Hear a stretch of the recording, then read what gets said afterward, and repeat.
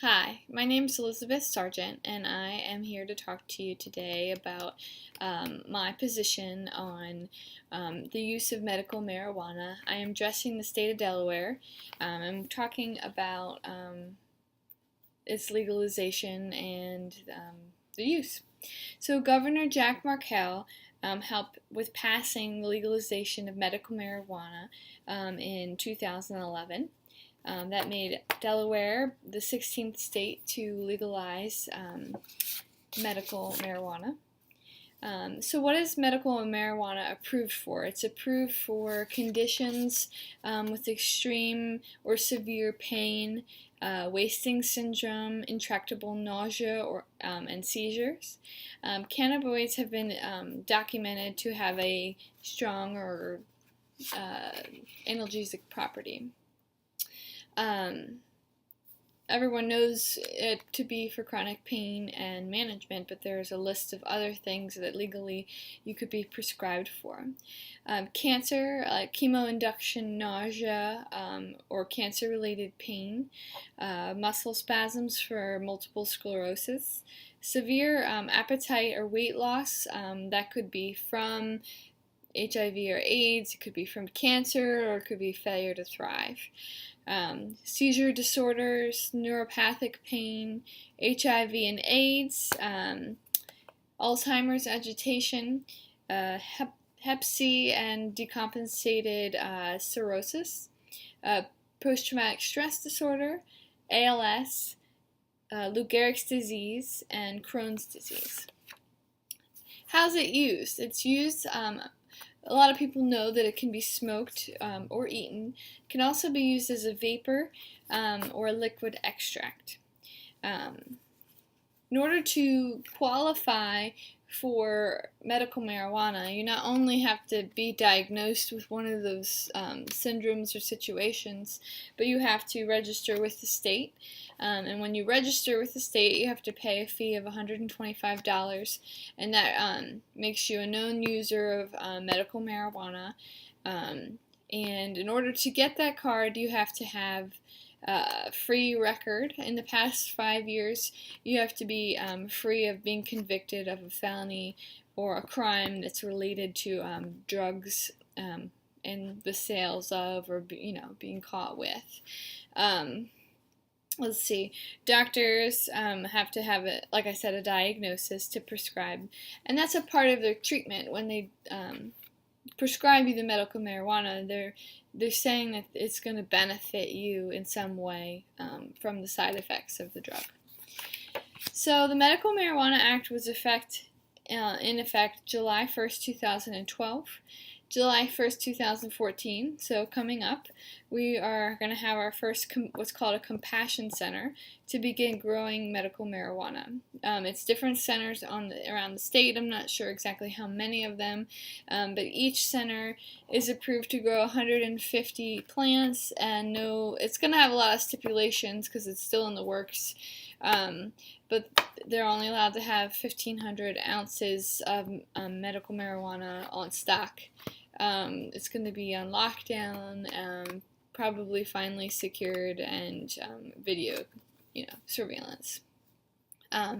Some patients are not allowed to grow their own medical marijuana, and if they are wanting to carry it with them, they're allowed to have 6 ounces or less. To protect them against any arrest or prosecution for having that drug on their person.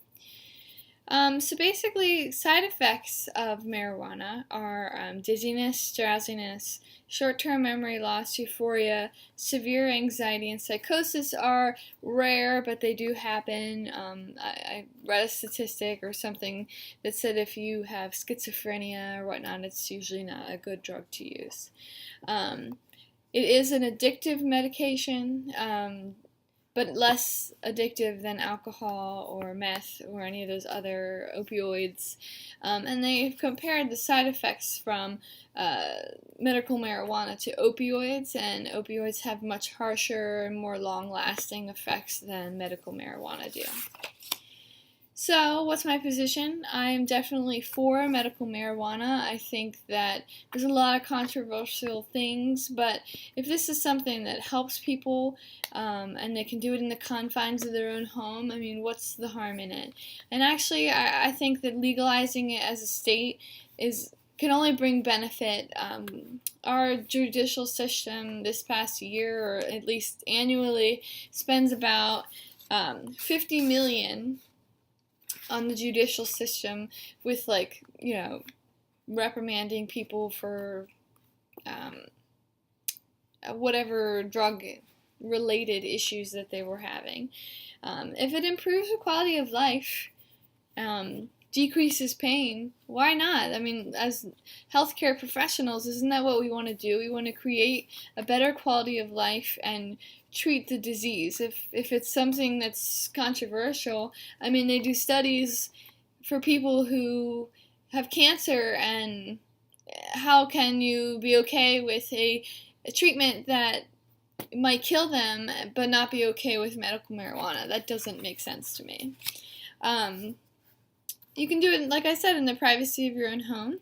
A study showed in 2000, 70 to 80% of people who were using medical marijuana in the study said that their pain was relieved or improved in some way.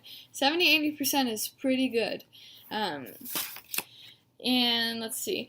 And the other point is, medical marijuana has been used for thousands and thousands of years. It was legal for a while, we made it illegal, and I think it should be legal again. We've been using it for medicinal purposes for years, for tribes, you could read an anthropology book and read how they use different herbs and spices, and marijuana was probably very much one of them. In Colorado, I looked up some of the things that have been going on there. In Colorado, in the first month of making sales for recreational use and medical marijuana, they made $14 million in the first month. In 1 year, they're anticipated to make $1 billion. This is something that created jobs. It created money for the economy. It created a lot of opportunity for people, as well as people with improved quality of life. If you're calm and not stressed, I think that there's some benefit to that. And I do firmly believe that nobody should be driving under the influence of anything, whether it be alcohol or marijuana. I stand firmly and say that it should be legalized, and hopefully you understood everything I had to say. Thanks for your time.